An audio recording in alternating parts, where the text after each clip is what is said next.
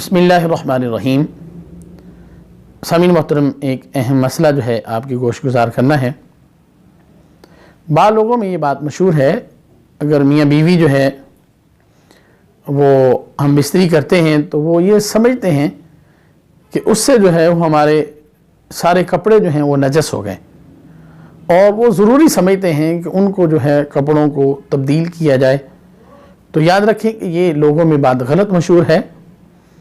ہاں، اگر ان کے کپڑوں کے اوپر نجاست لگ جائے تو ظاہر ہے اس کو دھونا پڑے گا، اور دھو کر جو ہے وہ اسی کپڑے جو ہیں ان کو پہن بھی سکتے ہیں، اور اس کے ساتھ جو ہے وہ نماز بھی پڑھ سکتے ہیں۔ یہ بات لوگوں میں غلط مشہور ہے کہ وہ کپڑے جو ہیں وہ تبدیل کریں تبھی جو ہے وہ نماز پڑھ سکتے ہیں یا کوئی عبادت کر سکتے ہیں۔